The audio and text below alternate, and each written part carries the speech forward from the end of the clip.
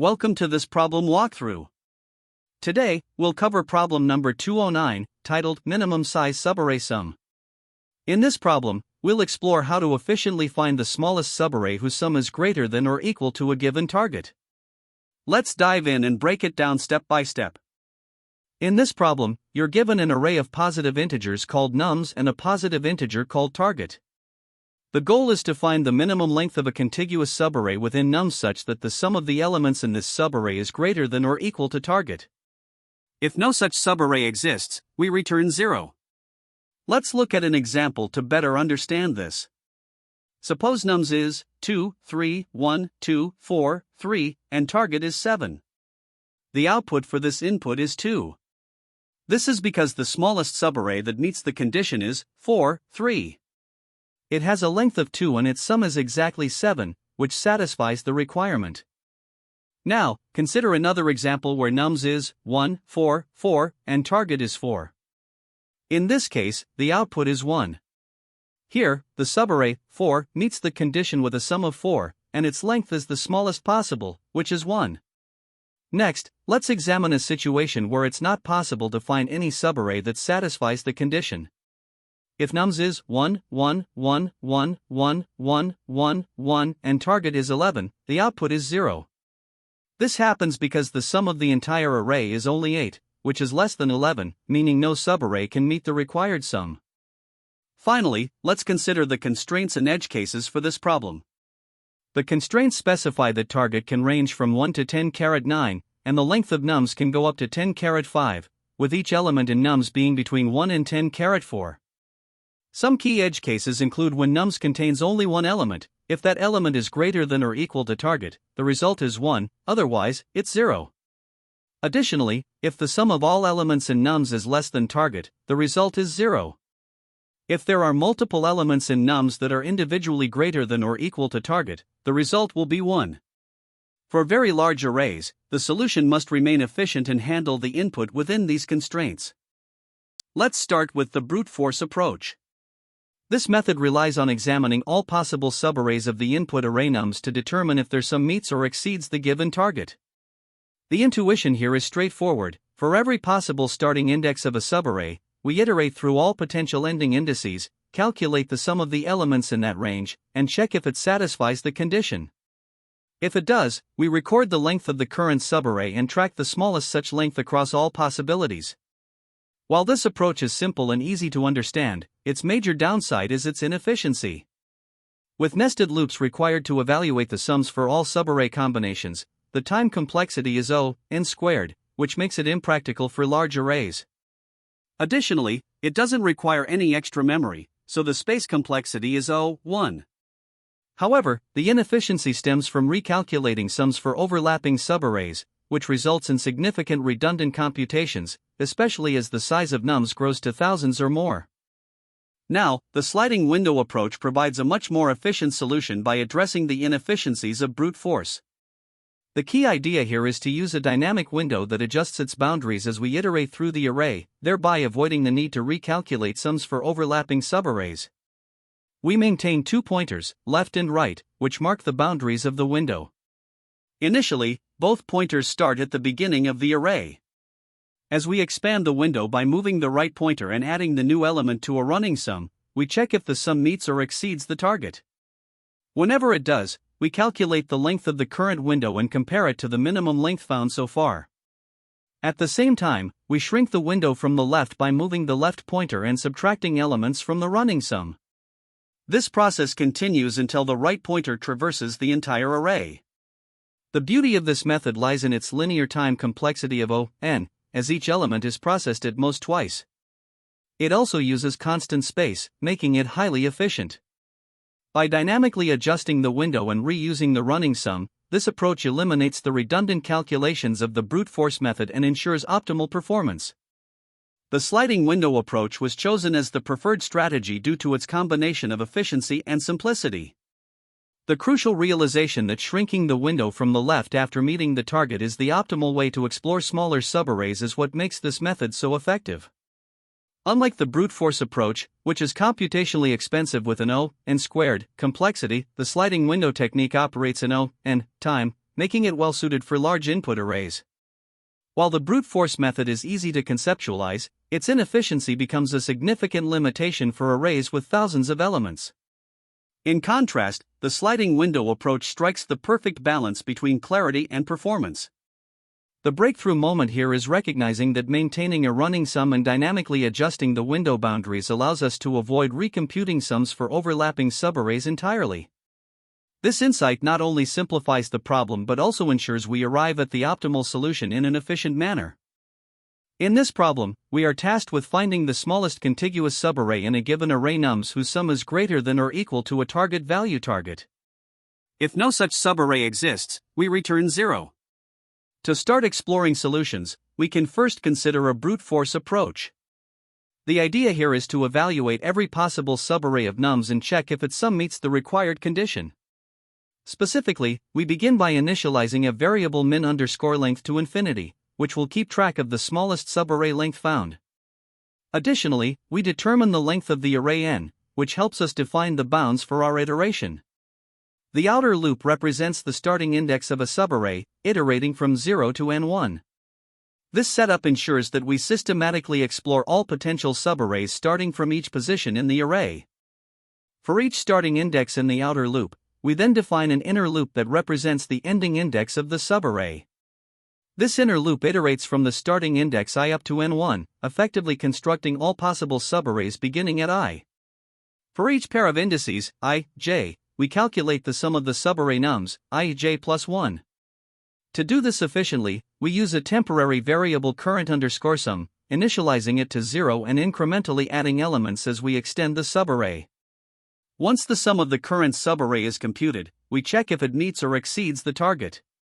If the condition is satisfied, we calculate the length of this subarray as j, I plus 1 and update the min_length variable if this length is smaller than the previous minimum found. Finally, after iterating through all possible subarrays, we handle an edge case. If no valid subarray was found, meaning min_length remains infinity, we return 0. Otherwise, we return the smallest length stored in min_length.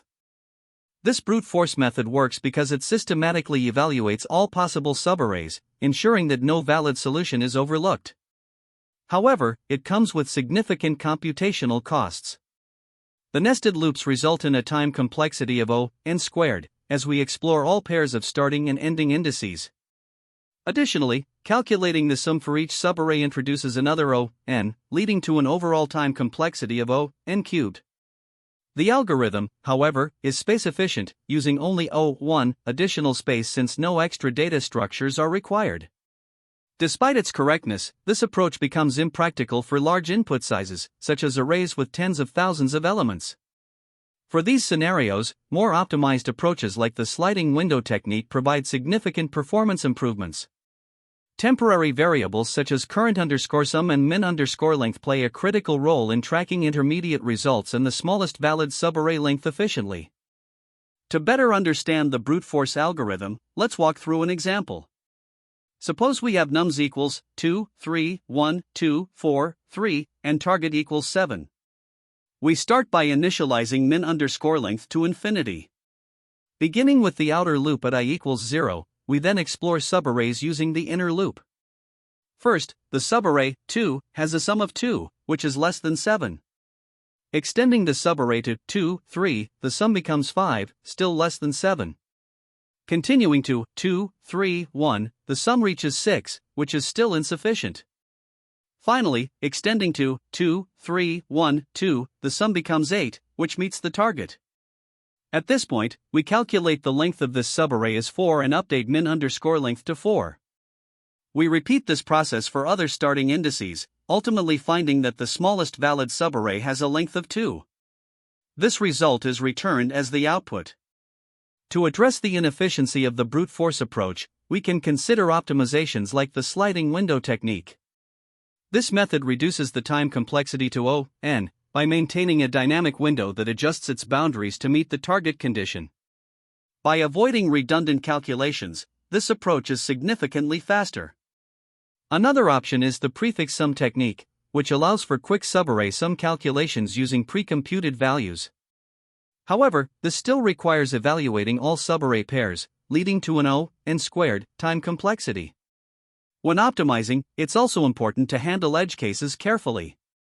For example, if no valid subarray exists, as in nums equals 1, 1, 1, with target equals 10, the output should be 0.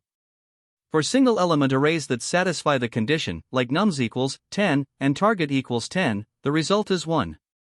Empty arrays or arrays with negative numbers may introduce additional challenges, requiring robust handling in the implementation. This solution uses the sliding window technique to efficiently solve the problem. We start by initializing the left pointer at the beginning of the array, current_sum to track the sum of the current window, and min_length to store the smallest subarray length found so far. Initially, min_length is set to infinity to handle cases where no valid subarray is found. We iterate through the array using the right pointer, expanding the window by adding nums, right, to current_sum.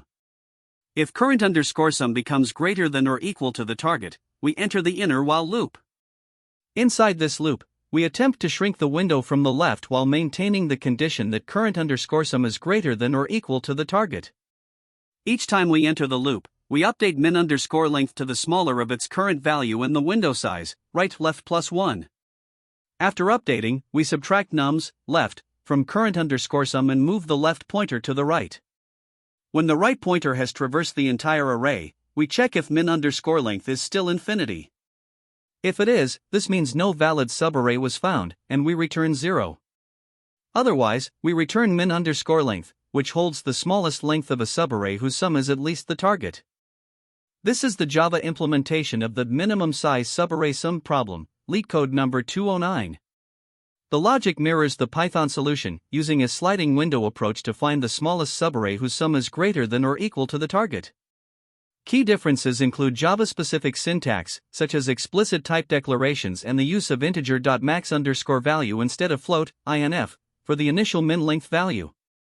The math.min method is used to update the minimum length efficiently. To solve this problem, we begin by initializing the necessary variables. Here, n is set to 6, which is the length of the array, and pointers left and current_sum start at 0. We also initialize min_length to infinity as we are searching for the minimum subarray length. Now, in the first iteration, we add the first element, nums, 0, which is 2, to current_sum. This brings the sum to 2. Since 2 is less than the target sum of 7, we proceed to the next iteration. In the second iteration, we include nums, 1, which is 3. The cumulative sum becomes 5, which is still less than the target, so we move forward. In the third iteration, adding nums, 2, brings the sum to 6, which is still insufficient. However, in the fourth iteration, when we add nums, 3, the sum becomes 8, which meets or exceeds the target. Now, we calculate the subarray length as right left plus 1, which is 4, and update min_length to this value. To explore smaller subarrays, we shrink the window by removing nums, left, which is 2, from current_sum, and increment left to 1. The sum now reduces to 6, so we continue iterating. Next, in the fifth iteration, adding nums, 4, brings the sum to 10. Since this exceeds the target, we again calculate the subarray length, which remains 4, and update min_length if necessary. At this point, we aim to minimize the subarray further. Removing nums, left, which is 3, from the sum reduces current_sum to 7, and incrementing left moves it to index 2. The subarray still satisfies the condition, so we calculate its length as 3 and update min_length to 3. Shrinking further by removing nums, left, which is 1, lowers the sum to 6, and left moves to index 3. Now, in the sixth iteration, adding nums, 5, to the sum gives us 9. Since this meets the target, we calculate the subarray length as 3, but min_length remains unchanged at 3. To explore even shorter subarrays, we remove nums, left, which is 2, reducing the sum to 7. The length of the new subarray is 2, so we update min_length to 2. Finally, removing nums, left, which is 4, brings the sum below the target, and we terminate the process. The smallest subarray with a sum greater than or equal to 7 is of length 2. In this example, the target is 11, and the array consists entirely of ones. We initialize the variables as before, with n set to 7, left and current_sum at 0, and min_length as infinity. As we iterate through the array, we add each element to current_sum. However, since all elements are 1, the cumulative sum never reaches the target of 11, even after including all elements. This means no subarray satisfies the condition. When the iteration completes, we return 0 as the final output, indicating that no valid subarray exists in this case. Here, the target is 4, and the array contains the elements 1, 4, 4. After initialization, we begin iterating. In the first iteration, adding nums, 0, which is 1, results in a sum of 1. Since this is less than 4, we continue.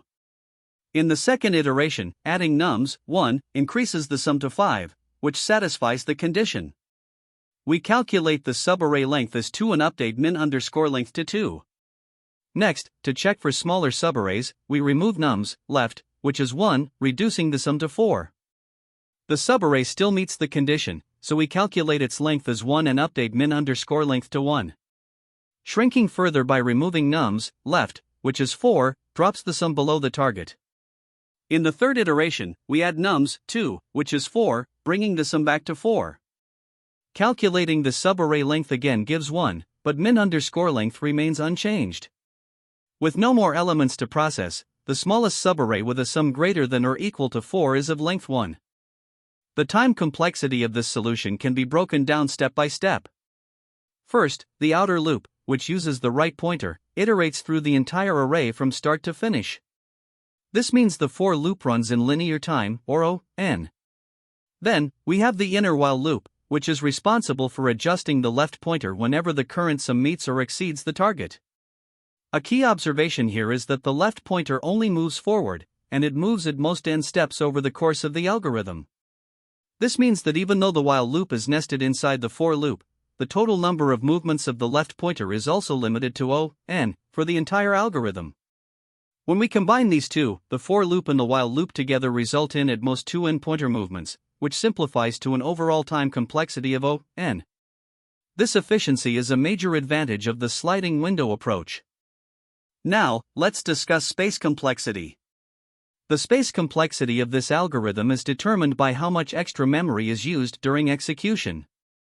Here, the algorithm only uses a few variables, n, left, current_sum, min_length, and the right and left pointers. None of these variables scale with the size of the input array, instead, they occupy a constant amount of memory. Additionally, the input array nums is not modified, and we don't use any auxiliary data structures to store intermediate results. Therefore, the memory usage remains constant regardless of the size of the input, which gives us a space complexity of O(1). This constant space usage, combined with the linear time complexity, makes this solution highly efficient. Let's compare this optimized sliding window approach to the brute force method. In the brute force approach, we would have to check every possible subarray to determine if its sum is greater than or equal to the target.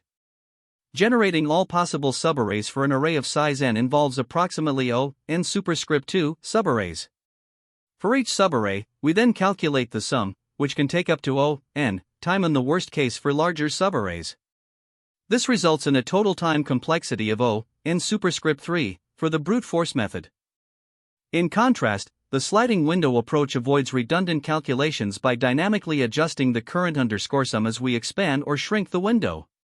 Instead of recalculating the sum for every subarray, it updates the sum incrementally as the window changes, reducing the total complexity to O(n). This optimization makes the sliding window approach significantly faster, especially for large input sizes. Now let's analyze the best, average, and worst case scenarios. In the best case, the sum of the first few elements meets the target immediately, so the while loop executes minimally. However, the for loop still iterates through all elements, resulting in a time complexity of O(n). In the average case, the while loop executes intermittently as the for loop progresses through the array. Even in this scenario, the total number of pointer movements remains linear, so the time complexity is still O(n).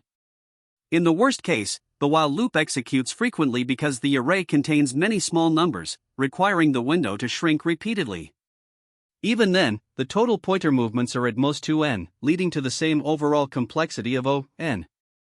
To conclude, the sliding window approach achieves an optimal time complexity of O(n) and a space complexity of O(1). This is a significant improvement over the brute force method, which has a time complexity of O(n) superscript 3. The efficiency comes from dynamically resizing the window and reusing previously computed sums, making this approach both elegant and powerful. When tackling this problem, it's important to watch out for a few common mistakes. First, not accounting for edge cases can be a significant pitfall. For instance, if the input array is empty or the target value is 0, your solution should handle these gracefully.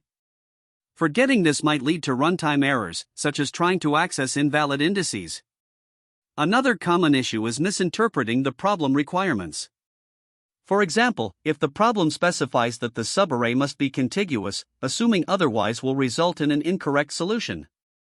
Similarly, you should check if the problem allows negative numbers, as this can affect your approach. Lastly, be cautious with brute force implementations. While they might seem straightforward, they often result in poor time complexity, like O(n²) or worse. This can lead to time limit exceeded errors, especially with larger inputs. Instead, consider optimized techniques like the sliding window to avoid unnecessary calculations. Another frequent mistake arises with off-by-one errors when working with sliding window or two-pointer approaches. Managing index updates incorrectly can lead to skipping valid subarrays or even infinite loops. For instance, forgetting to increment the left pointer properly when the current sum exceeds the target can cause issues. Additionally, not optimizing space usage is another area to be mindful of. For example, storing all subarray sums in an array is unnecessary when a simple running total would suffice. From an interview perspective, recognizing patterns is key. Contiguous subarray problems often lend themselves to sliding window or two-pointer techniques, so identifying this early can save valuable time. Moreover, interviewers appreciate iterative optimization. Starting with a brute force solution and refining it demonstrates your problem-solving process. Clear communication is also critical. Explaining how you handle edge cases and discussing trade-offs shows a deep understanding. Lastly, always test with simple cases to verify correctness. For instance, using a small array like 1, 2, 3 with a target of 4 is a great way to ensure your sliding window logic is functioning as expected.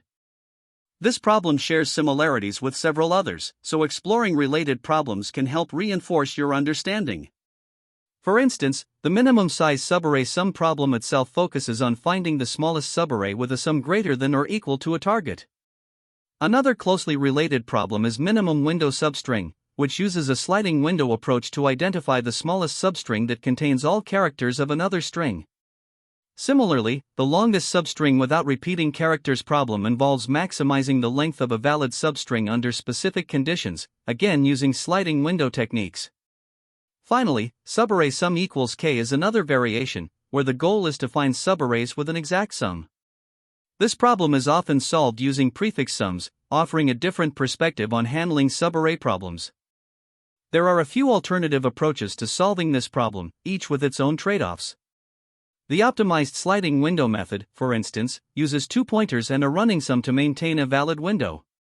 This approach dynamically adjusts the window size based on whether the current sum meets the target condition. While it's efficient with O(n) time complexity, it requires careful management of indices to avoid errors. Another approach is using prefix sums combined with binary search. Here, you pre-compute prefix sums and use binary search to find valid subarrays. This can be effective for certain variations but comes at the cost of higher space complexity and requires sorting the prefix sums, which adds overhead. Lastly, a two-pointer brute force approach iterates over all possible starting points and expands the window until the condition is satisfied. While this method is simpler to implement, it's inefficient with O(n² complexity, making it unsuitable for larger inputs. Choosing the right approach depends on the specific constraints and requirements of the problem. Great job making it to the end.